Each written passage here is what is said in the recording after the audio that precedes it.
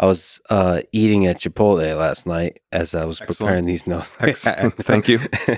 Thank you. And yeah, it is one of my favorite places to eat. You said it is a place that you eat. You obviously also invest in it.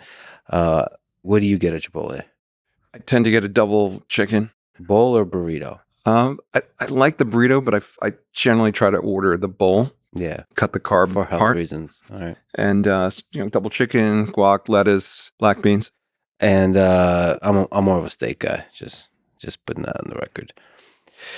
What's the actual process you go through? Like literally, like the process of figuring out what the value of a company is. Like, how do you do the research? Mm-hmm.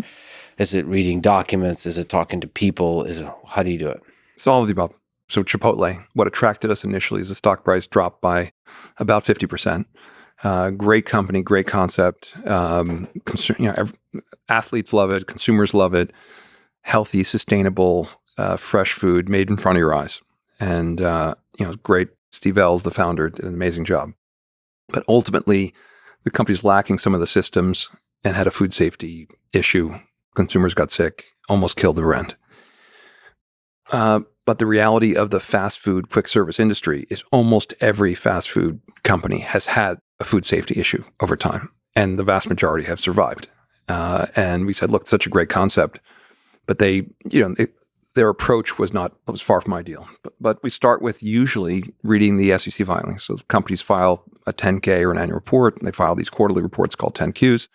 They have a proxy statement which describes kind of the governance, the board structure. Conference call transcripts are publicly available. It's kind of very helpful to go back 5 years and kind of learn the story. Here's how management describes their business. Here's what they say they're going to do. And then you can follow along to see what they do.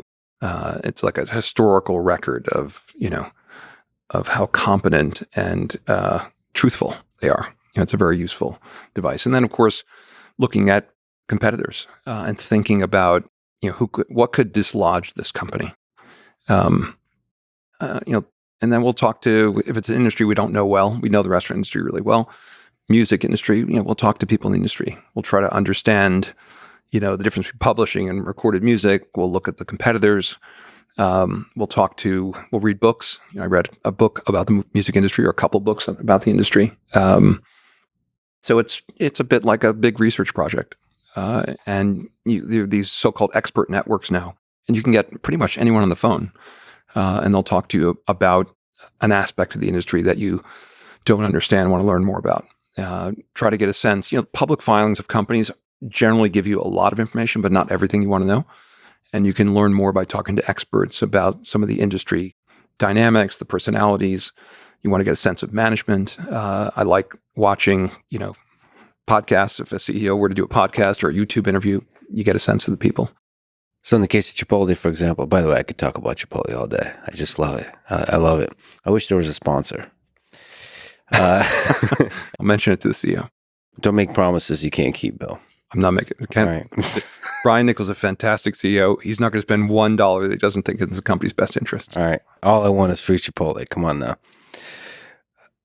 What was I saying? Oh, and so you look at a company like Chipotle, and then you see there's a difficult moment in its history, like you said, that there was a food safety issue, and then you say, okay, well, I see a path where we can fix this, and therefore, even though the price is low, we can get it to where the price goes up to its value.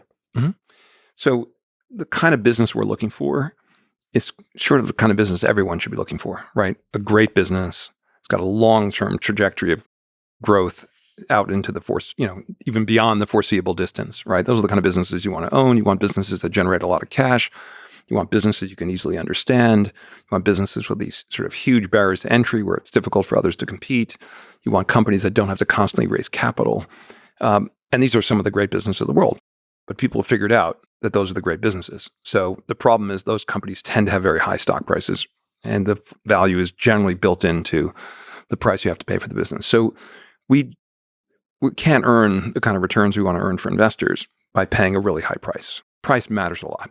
You can buy the best business in the world, and if you overpay, you're not going to earn particularly attractive returns.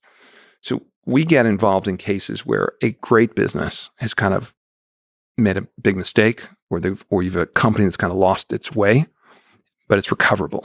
And we buy from shareholders who are disappointed, who've lost confidence, selling at a low price relative to what it's worth if fixed. And then we try to be helpful in fixing the company.